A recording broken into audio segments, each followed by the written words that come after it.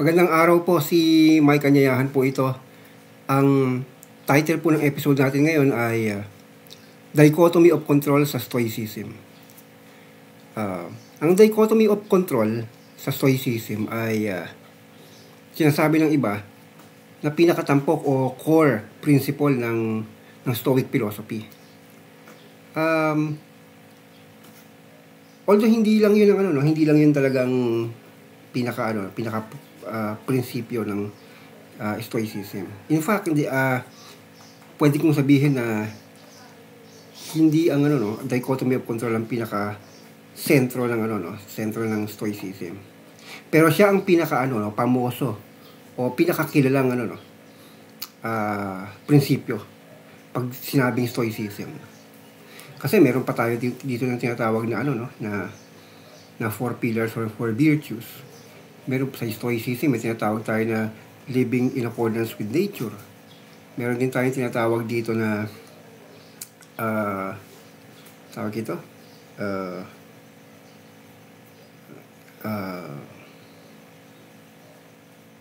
logos, no? Maraming mga malawak ang sistema ng ng Stoicism. In fact, ang layo pa nga ng stereotyping dito. Suspension of emotion daw, suppression of emotion. Pero hindi totoo 'yun, na ini-encourage ng Stoicism ang suppression of emotion. Pero anyway, dichotomy of control. Bakit ito yung pinakakila? Dahil sa salitang control, at isang halimbawa rito ay yung self-control. Kaya tuloy, ang pag-aakala ng iba, itong mga Stoic ay napaka controlling, pakialamero, o mapagpilit, kinokontrol lahat, pati emotion kailangan kontrolin. Actually, hindi totoo yun. Kaya nga tayo may tinatawag na dichotomy of control. Merong balanse dito sa tinatawag ng Stoic na self-control o control. Sa philosophy, kinukonsider ang Stoicism as highly deterministic. Pag sinabing deterministic, naniniwala sa sa determinism ng tadhana. In short, naniniwala sa mga bagay na hindi kontrolado ng tao. Especially mga pangyayari, kaya nga 'di ba sa mga quotation ng mga sikat na mga Stoic philosophers like ni Seneca, Epictetus at Marcus Aurelius, nandiyan yung idea na we cannot control everything, at we cannot control what happens to us. What we can control is how we react to what happens to us. So yun yung yun yung mga maririnig natin mga prinsipyo na binibigkas ng mga kilalang Stoic philosophers. Dahil dito sa dichotomy of control, kinikilala natin na napakarami ang mga bagay o malawak ang bagay na hindi natin kontrolado. Kasama na ang sarili natin. Sinabing sarili natin, yung termino ngayong modernong panahon na sarili, katawan, bituka, lahat, nararamdaman, kalusugan. Kasama na rin yung mga nararamdaman natin o emotion natin. Pero sa Stoicism kasi, pag sinabing sarili or self, ito yung yung soul, yung psyche, yung isipan, yung mind. Yan yung sarili natin. So kaya pag sinabing ang tanging control lang natin ay yung sarili, ang tanging control lang natin ay yung mind natin. So kaya meron tayong mind setting na tinatawag dito sa Stoicism. tamang mindset. No? So, ibig sabihin, nabubuhay tayo sa mundong hindi atin. Sa mundong gumagalaw ng kusa. O kung meron man tayo impluensya, very little. So, paano tayo mabubuhay sa ganito? Siyempre, dapat tayo sumunod sa takbo ng mga pangyayari. Sumunod sa tadhana na ito. Dahil kung hindi, kakalagkarin tayo ng tadhana na ito. Hindi tayo sumusunod kasi meron tayong maling mindset. So, doon nagkakaproblema. Kaya parang, dito sa Stoicism, no, parang, ang dating ng katigasan ng ulo, ang dating ng mga taong may matigas na ulo, ay may problema sa pag-iisip. No? So ngayon, para maging healthy o malusog ang isipan, dapat basagin yung tigas ng ulo na yun. Basagin yung shell na nandoon. Or kung bulag man ang ating isipan, dapat mamulat para makita natin yung totoong mga pangyayari. So ngayon, para sa mga Stoics, maraming bagay hindi natin kontrolado. So ito na yun, dichotomy of control. So ngayon, hindi natin kontrolado ang sansinukob. Hindi tayo Diyos. Hindi natin kontrolado ang kalawakan. Hindi natin kontrolado ang sanlibutan. Hindi natin kontrolado ang mundo. Hindi natin kontrolado ang kalikasan. Hindi natin kontrolado ang kapaligiran. Hindi natin kontrolado ang lipunan. Hindi natin kontrolado ang maliliit na bahagi ng ating ginagalawan. Pati ang ating buhay pribado ay hindi natin kontrolado. Ano pang hindi natin kontrolado, ang ating komunidad. Hindi natin kontrolado kahit ang ating pamilya, mga kaibigan, hindi natin kontrolado yan. Maging ang ating katawan. Hindi natin kontrolado yan. Kaya, isang ilusyon, sinasabi ng iba na itong katawan natin, may control tayo. Hindi. Sige. Sino ba ang may gustong magkasakit, di ba?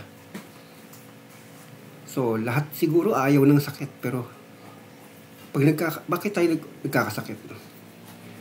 Dahil kinokontrol natin, dahil ginugusto nating magkasakit, Pwede. Nagkokos tayo ng mga bagay na ikasasakit natin. Pero, totoo ba yun? Nagagawa tayo ng paraan para magkasakit tayo? Hindi. That's hypocrisy, natural. Gugustuhin natin na tayo, na manatiling malusog, Pero, hindi pa rin natin makontrol. Nagkakasakit pa rin tayo. In fact, yung mga ayaw natin sakit, yun pa yung nangyayari.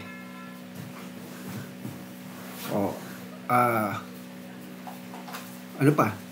Kontrolado ba yung buhay mo? Hindi nga natin alam.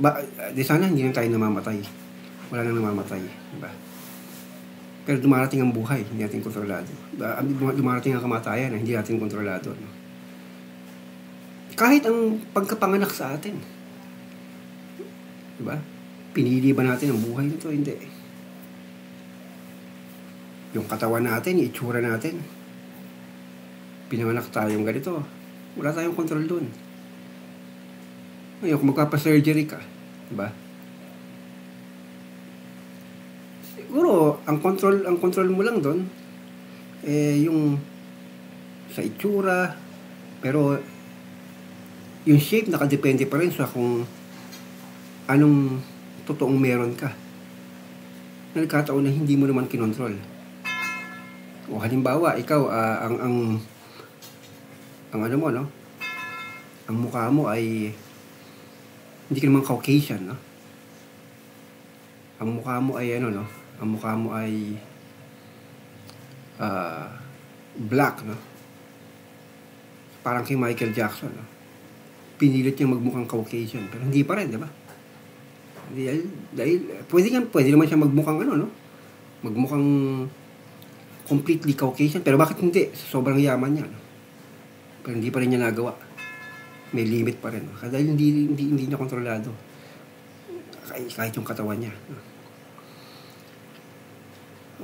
Somehow may influence tayo, pero hindi natin kontrolado. So yun. Ano pa yung mga bahagi ng katawan natin? Emotion. Hindi natin kontrolado yan.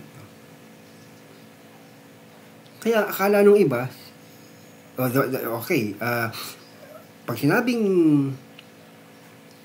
dichotomy of control sa stoicism, nandiyan yung yung rekomendasyon ng mga Stoic na huwag tayong mag-aksayang kontrolin yung mga bagay na hindi natin kontrolado. Diba? So ngayon, kung sinasabi nila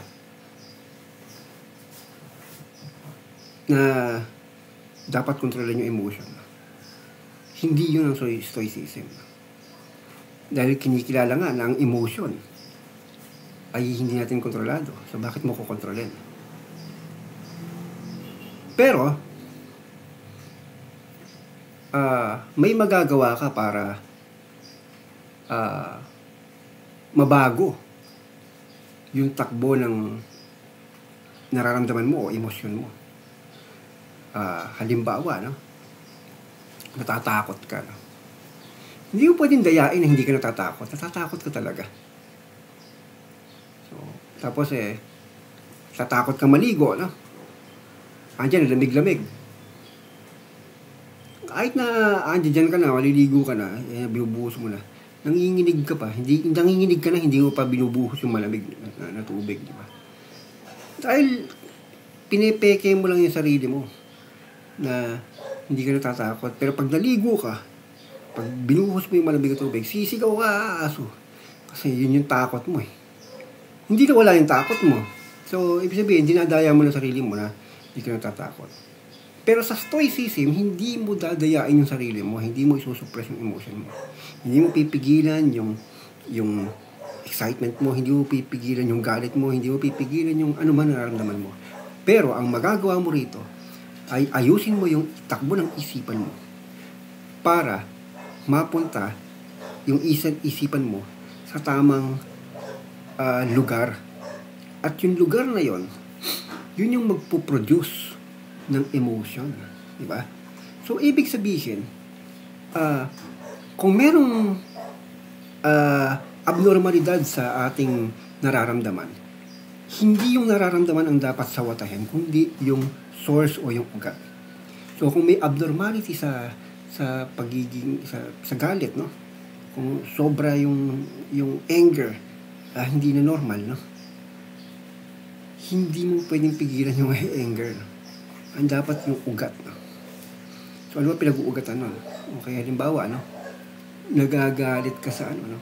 Nagagalit ka sa isang tao na hindi pumapansin sa'yo.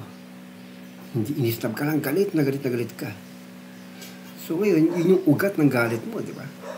So ngayon, uugatin mo pa. Bakit ka nagagalit sa hindi pumapansin sa'yo?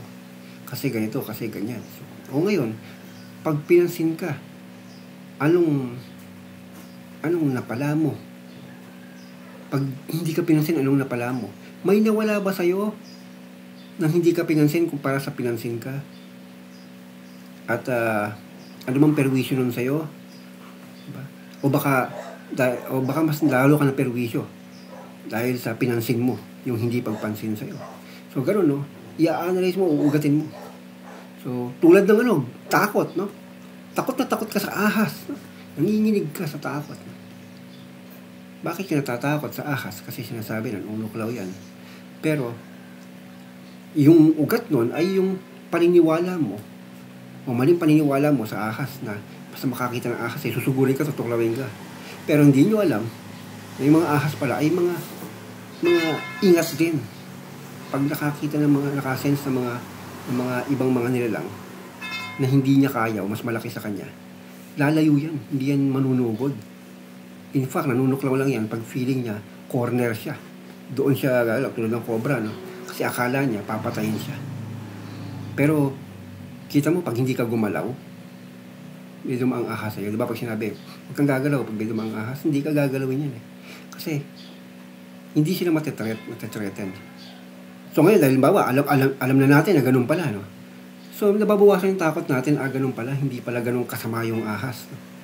Huwag palang pagpapatay niyan. Dapat pala yan. May tamang pag-handle pala dyan. Kaya pala yung mga nakakaalam kung paano hulihin ang ahas o alagaan, madali nilang nahuhuli yung ahas, nahawakan nila, at nadala sa wild. No? Kasi, may knowledge sila. So, dahil sa knowledge na yun, dahil sa karunungan na yun, nawala yung takot nila. So, ngayon, ikumpara mo yung taong marunong mag-alaga o kumilala o maraming alam tungkol sa ahas. Kumpara doon sa taong mangmang sa ahas. Takot na takot yung tao na yun, yung mangmang. Pero yung maraming alam, hindi siya takot. Pero anong pinagkaiba ng ahas na yun doon sa yung ahas doon nahawak nung marunong mag-alaga doon sa ahas na kinakatakutan ng mangmang? Wala, ahas pa rin yun, same. Pero mas naperwisyo yung takot, di ba? Kaysa rin sa isa.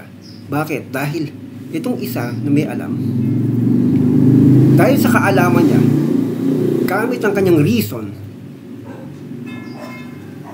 nalalaman niya yung tama. Naiaayos niya yung isipan niya papunta sa dapat na maramdaman doon sa isang bagay. So, hindi pala dapat matakot. So, ganun sa stoicism. Ganun natin kinokontrol yung isipan natin. So, kaya nga, di ba, yung tapang, no? Halimbawa, yung lakas ng loob, saan nanggagaling yan? Hindi dahil sa pinipigilan mo yung takot, hindi. Dahil sa pagkakaalam ng katotohanan. At ngayon, yung katotohanan na yon, tutulungan ka na ayusin yung isipan mo at ilugar yung sarili mo. So, ibig sabihin, natural lang ang matakot. Natural lang ang magalit. Natural lang yung ma-excite. No? So, tulad ng mga sundalo, no? Halimbawa, ang tapang-tapang nila, no?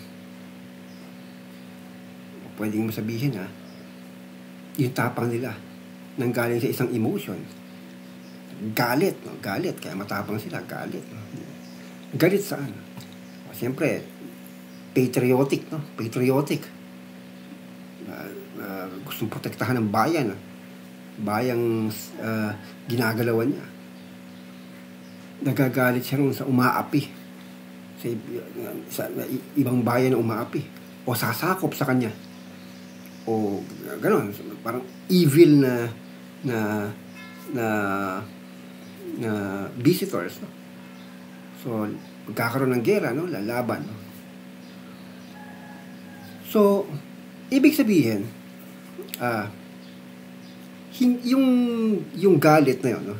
Yung pinanggagalingan ng tapang niya, pinakawalan niya. Hindi niya sinupres yung galit. Ay, huwag akong magalit yan. Ay, sinasakop kami. No? Ay, kinakawawa yung mga tao, mga mamamayan namin. Ay, huwag magalit. Sige, okay lang. Hindi ganon. Dahil sa isang sitwasyon, no? Halimbawa, na nananaigang kasamaan, pangunahin sa mga Stoics ang virtue. Ibig sabihin, hindi pwedeng hindi unahin ang virtue. Pag sinabing virtue, yung kabutihan, katuwiran. So, ngayon, pag sinabing may mga masasamang tao rito, para sa mga Stoics, dapat hindi manaig yung masasama. Dapat manaig ang kabutihan. At ako ay gagawa ng kabutihan para hindi maging masama. Pag gumawa ka ng... Siyempre, ngayon, hahayaan mo ba na manaig ang injustisya or injustice? Dahil sa mga Stoics, isa sa 4 pillars or 4 virtues ng Stoicism ang justice, no? Napaka-importante. ng justice. So, ibig sabihin, yung may galit ka sa injustisya, so sa injustice, no? Hahayaan mo yung galit na yon dahil nasa tama yung galit. Pero nagagalit ka dahil ano, no? Dahil hindi ka lang pinasingit sa pila, no? Hindi mo naman pila yon. Hindi tama yon, no? O kaya nagagalit ka dahil galit na galit ka, halos parang papatay ka, pero yung atraso sa'yo ng tao, ano ka lang naman, parang hindi ka lang naman pinansin, di ba? Tapos na-insulto ka na, no? Parang, yun, medyo may abnormality doon, no? So, yan yung ina-address or kinokorek sa stoicism. So, ibig sabihin, sa dichotomy of control, no? Ang emotion natin, hindi natin kontrolado. Ang kinokontrol lang natin dito ay ang ating isipan kung paano tayo magresponde sa mga bagay-bagay na hindi natin kontrolado.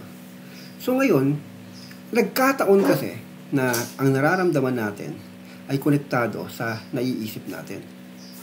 Ang dapat mangyari ay yung nararamdaman natin ay sumunod lang sa mga naiisip natin. So ngayon, meron din namang tayong mga nararamdaman na dapat susunod din yung isipan natin sa nararamdaman. So ano yon? Ano yon? So ibig sabihin, ito yung tinatawag na paggamit ng reason. At paggamit ng reason ay ang pagsunod sa kalikasan natin, or to act and live in accordance with nature. So ang nature natin halimbawa ay siyempre pag nagugutom tayo, di ba? Nagkakaroon tayo ng thirst or hunger doon sa isang pagkain, no? Hindi natin pwedeng hindi sundin yon. Kailangan natin sundin yon para kumain, para mabuhay, di ba? So, yung utak natin, susunod doon sa determinism na yon, no? Ngayon, alam din ng isipan kung ano ang hangganan nito, di ba? So, halimbawa, gugutom ako. Sige, sundin mo yung gutom mo. Kumain ka. Patayin mo yung gutom mo. Kasi anong pinag-uusapan, gutom, di ba?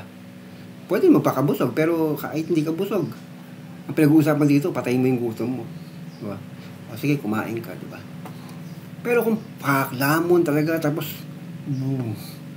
sobra na sa pangangailangan mo, di ba? Dapat yung isipan mo, alam, o dinidiktahan, yung sarili niya. Sasabihin niya na, teka, sobra na to. At sobra na to, di ba? Medyo makikita na niya, magkakaramdam siya ng takot na, teka muna, lahat ng sobra ay nakakatakot. So, hinayaan pa rin niya yung isang elemento ng ng emotion. Sinunod niya para maging balanse ang lahat. So, in short, balance is the key pagdating sa dichotomy of control, no? Walang suppression dito kasi ang mga Stoics ay non-controlling, kabaligtaran sa iniisip ng iba na napaka-controlling. Hindi. Disiplinado ang mga Stoic dahil sa mindset, hindi dahil sa kung paano pahirapan ng sarili. So, ang pagkapahirap sa sarili ay hindi stoicism, kundi asceticism. At hindi asceticism yung tamang paraan para mamuhay ng tama. Hindi siya ang paraan ng tamang pamumuhay. Although ginagamit ito ng mga religious monks, no? Asceticism, pero hindi ito ang makatuwirang pamumuhay. Tao tayo, no? Na naghahanap ng kaligayahan. Sa asceticism, kahit kaligayahan, binubura. So, dito hindi. Sinusunod lang natin kung ano yung nature natin, kung ano yung role natin sa mundong ito. Diba? Kaya kung ikaw ay paa, sundin mo yung nature mo. ang dapat sa'yo ay lumakad o humakbang. Kung paa ka, hindi mo role ang humawak ng kung ano-ano. Hindi mo role ang bumunganga. Hindi mo rin role ang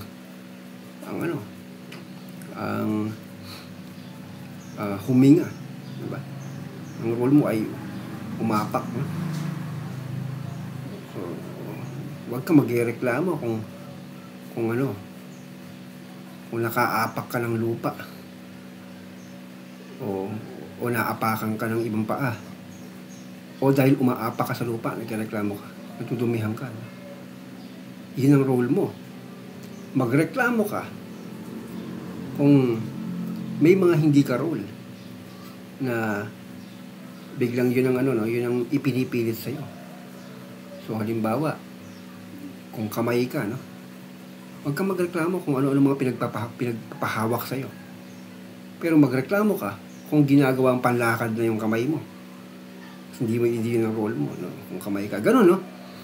So, may mga bagay na dapat tayong reklamuhan o ireklamo. May mga bagay na dapat nating sundin. Dahil may mga bagay na kontrolado natin at hindi natin kontrolado. So, sa mga bagay na kontrolado natin, ang takbo ng ating isipan, kung paano mag-react sa mga nangyayari. Ano ang mga hindi natin kontrolado? Ang mga nangyayari sa atin. Ang mga bagay-bagay sa paligid natin. Kahit ang katawan natin o emotion. So, yun. Kaya kung ikukumpara mo ang isang stoic individual sa lipunan o estado o gobyerno, no? So, imagine mo, ikaw, stoic, isa kang gobyerno. Ikaw ay isang democratic na gobyerno o estado. No? Hindi mo kukontrolin yung mga tao. Ang gagawin mo, pakikinggan mo yung tao. Ano ba yung gusto nila? At susundin mo yung gusto ng tao. Diba? So, nang sa ganun, magiging harmonious yung lipunan. Dahil sinusunod mo yung gusto ng tao. Marunong kang makinig. At dahil doon nagiging matalino kang gobyerno,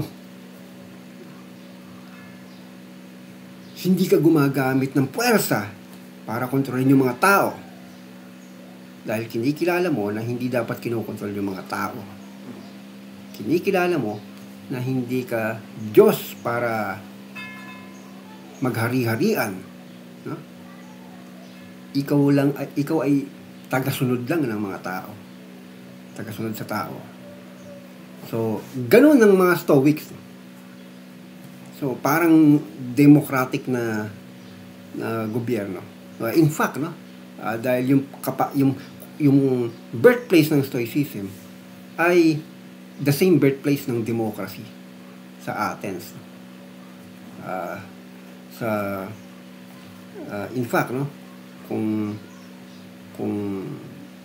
makikita mo, very consistent yung Stoicism sa development ng Greek thoughts, no? Maraming mga hiniram ng Stoicism sa mga ancient Greek thoughts, especially kay Socrates. Ngayon, ganun din dahil sa mindset na 'yon, no? Sa ganung sa ganung pagkatao, no? Pwede nating sabihin na siguro kung tayong lahat ay mga Stoics, successful siguro ang isang democratic system. Kaya medyo parang nasa early stage of democratic development pa tayo or immature ang democracy natin. Hindi lang sa Pilipinas kundi sa buong mundo dahil very few sa atin ang totoong Stoic. Lahat sa atin gusto kontrolin ang mga bagay-bagay. Lahat sa atin gusto parang maging direktor ng buhay, diba? Na nangangarap mula pagkabata at yung pangarap nagiging realidad para sa kanila. Paniniwala nila na yung pangarap na yun ay katotohanan. Kaya gagawa ng paraan, no? hahamakin ng lahat para patotohanan ang pangarap na yun.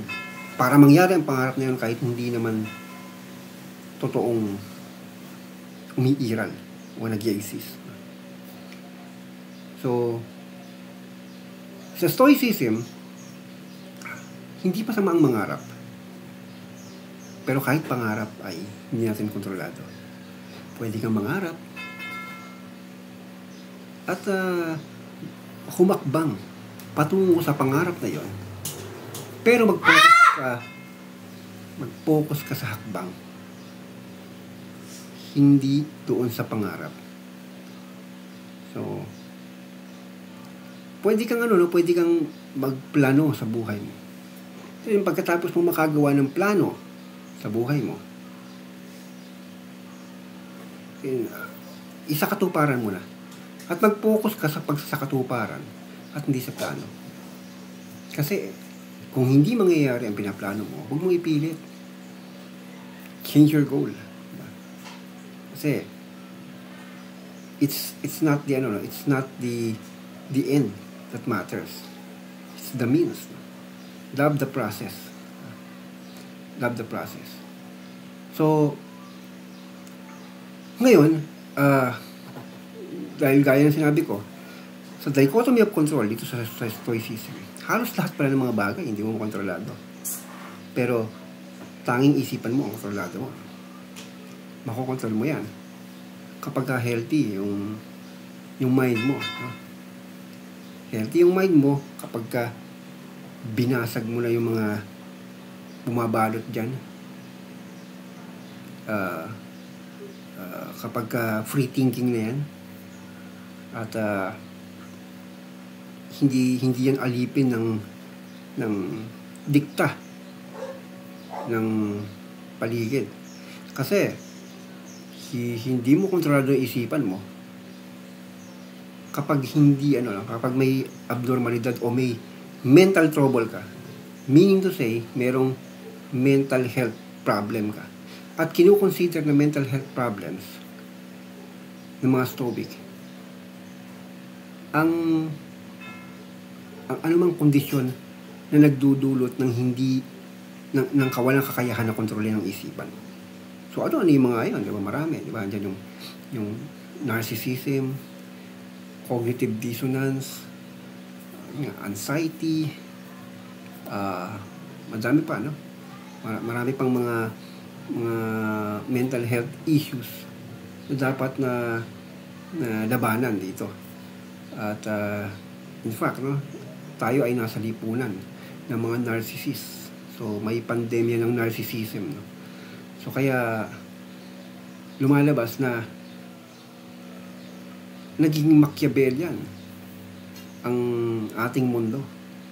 Naniniwala tayo na the end justifies the means. Dahil pinipilit natin paniwalaan na lahat ng bagay ay kaya nating kontrolin. Kaya kung ano man ang maging goal natin, iniisip natin na kaya nating ma-achieve to. So gagawa tayo ng paraan in whatever means na ma-achieve to. So kaya gumawa man tayo ng kasamaan o hindi magaganda, justified. Basta ma-achieve lang yung end. No? So, yun yung dumidikta, yun yung nagiging pangunahing rules. Nagiging goal-oriented ang tao. Samantalang ang goal ay dapat magsilbi lang sa buhay mo. At hindi yung goal yung pagsisilbihan mo. Goal parang tao lang, parang kumbaga parang mga tools lang din yan. Na pagka hindi nag-work yung goal na to, change your goal. Ang mga goals ay hindi natin kontrolado. Pero hindi naman masama na wala ka ng goals. Hindi ko sinabing wala tayong goals. Hindi ko sinabing wala tayong disposition. Siyempre dapat may direction tayo. Pero ang direction ay walang pinagkaiba sa direction sa mga kalsada na nagmamaneho ka sa isang lugar na hindi mo alam. So, pero hindi pwedeng hindi ka naaandar. So, kailangan mo pa rin magpatuloy at magtanong-tanong ka para malaman mo kung nasa tamang landas ka ba o hindi, o naliligaw ka na, di ba? So, kailangan mo ng goal. Pero, hindi mo pwedeng ipilit na, hindi, o sabi mo, dito ba yung papuntang goal? Ay, hindi po doon. Hindi, dito eh. nagtanong ka pa, diba? Parang hindi ganon. Diba? Sasabihin sa'yo nung pinagtanungan mo, tatanong ka, tapos ayaw maniwala. Eh, hindi, inaano ko lang para alam ko, malaman ko kung alam mo yung tamang goal. Eh, dito yung tamang goal. Eh, hindi nga, dito nga eh. So, ipinipilit mo, ayun, pagpunta mo ron, o napahamak ka, diba? So, yun, marami tayong mga bagay na hindi natin kayang ipilit. So, kaya ang mga Stoics, hindi siya mapagpilit. Hindi siya suppressive, hindi siya oppressive, hindi siya controlling. So, pinapractice niya ito sa sarili niya. So, kaya kung tayo ay ganito, malamang ang lipunan natin ay ganito. Ang estado natin ay ganito. Highly democratic, highly stoic. So, kaya walang mananaig kundi ang kabutihan. Dahil ang mga vices, no? Bunga lang siya ng ng maling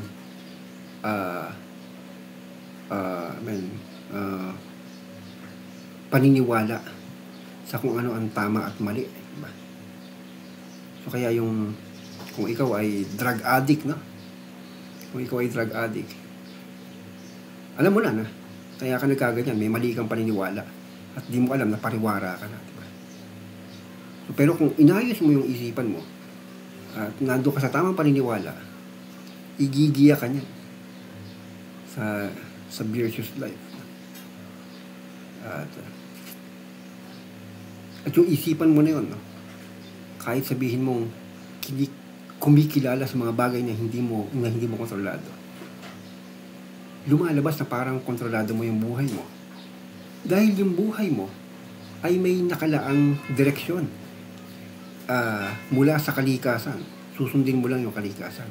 Kaya gaya nga ng nasabi ko sa last na video, diba? Alam mo yung asong may tanikala, no? Kung ikaw yung aso, diba?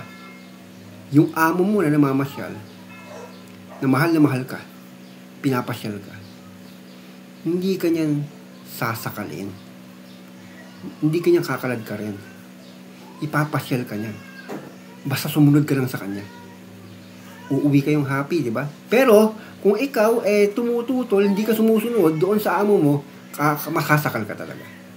So, pero malaya ka naman gumalaw, diba? Basta sumunod ka lang doon sa amo kung ikaw yung aso. Ganun din, no, sa stoicism. So, sundin mo yung control ng kalikasan o yung natural laws, no? At hindi ka mapapahamak. At sa pagsunod sa mga natural laws, makikita mo, mararamdaman mo yung kalayaan. Mas kasakal ka lang kapag hindi mo sinunod yung mga natural laws, diba? So,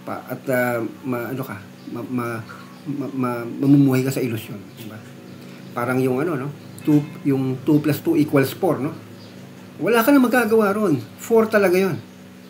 Hindi mo pwede sabihin, hindi, babaguhin ko yan. 2 plus 2 equals 5. Hindi. Sundin mo yun. Magiging tama ang direksyon ng formulation mo o pagkalkula mo. Kasi 4 talaga yung 2 plus 2. Diba? So ngayon, ibig sabihin, ang isipan natin ay dapat kumilala sa tamang o sa katotohanan. So pagka nakita natin na ang isang halaman ay kulay green. Huwag natin sabihin diyan kulay green, kulay kulay red yan, pero green talaga siya. So wala tayong magagawa ron, green talaga siya. So dapat magsilbi sa atin yung katotohanan na yon.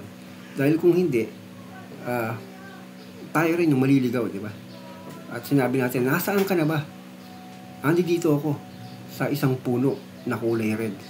Hindi ka na nakakita nung humahanap sa'yo. Kasi naghahanap siya ng red. Green yan. Pinipilit mong red. Hindi, green talaga. Kasi ayaw mo lang ng green. So, gano'n. Kaya, gano'n, ha? Maging mapagpalaya. At ang totoong mapagpalaya ay yung mga non-controlling. Hindi hindi oppressive, hindi suppressive. Hindi gumagamit ng hindi nang babraso. So, ibig sabihin, magiging mapagpalaya tayo o magiging malaya tayo kung tayo ay magiging mapagpalaya. Mapapalaya natin ang sarili natin at ang isipan natin kung hindi natin masyadong kinontrol ng mga bagay-bagay. Diba? Who cares? What the heck? Diba? Bakit ako magwawala sa mga bagay na hindi ko naman kontrolado? So, kaya nga, diba, may iba, diba, nagre-resign sa trabaho. Sobrang stress, diba? Kasi hindi niya kontrolado yung mga nangyayari sa buhay niya sa trabaho. Pero sa pag-resign niya, parang piling niya malaya siya, di ba? O kasi, na ano siya, no? Nagkakaroon siya ng parang freedom from responsibility. Di ba? So ngayon, mangyayari dito, magkakaroon ka ng freedom kasi yung mga nangyayari sa paligid mo, hindi mo responsibility. Di ba? Bakit ka magiging responsable sa ano, no? Sa nangyayari sa sansinukob, no? Bakit mo po problemahin yung galaw ng mga planeta? Bakit ka maiinis yung buwan nandiyan dyan sa tabi ng Earth? Hindi naman sabi gusto mo wala dyan sa tabi ng Earth. Dapat yan doon sa malayo, no? Dapat yan doon sa ano. Bakit ka maiinis na yung Mindanao nandito sa Pilipinas? Ba't gusto mong humiwalay? Yan talaga yung Mindanao nandiyan sa Pilipinas, di ba? So, don't need to bother too much of of something beyond your control. So, huwag tayong maging masyadong controlling. Huwag tayong masyadong maging pretentious. Pretentious, bakit? Kasi nagpapanggap lang tayo na kontrolado natin ang mga bagay-bagay, pero bigla tayong mabubulaga. Ay, hindi. Bakit nangyayari ang mga bagay na to? Bakit nangyayari? Kasi iniisip mo, kontrolado mo. Kaya nag-expect tayo ng sobra sa mga bagay. At pag hindi natin nakuha yung expectation natin, nga tayo. Bigla tayong masisiraan ng ulo. Kaya marami ng siraulo sa lipunan ito. Dahil sa maling expectation. Maraming napapahamak sa maling akala. At yung maling akala ay maling pagtansya sa katotohanan. Ang maling akala ay nagaganap o umuusbong dahil sa paniniwalang kontrolado natin ang lahat ng bagay. So, kaya, itigil na natin yung ganyang kaisipan, no? Kilalanin natin ang mga bagay-bagay bilang hiram lang. Hindi atin yan. Hindi atin ang katawan natin, hindi atin ang lahat ng nakikita natin. Diba? Ito ay sa sansinukob. Pag-aari ito ng Diyos na nasa sa loob ng sansinukob, sanlibutan. At ito ay tayo ay bahagi lamang ng isang malaking puwersa na bumabalot sa buong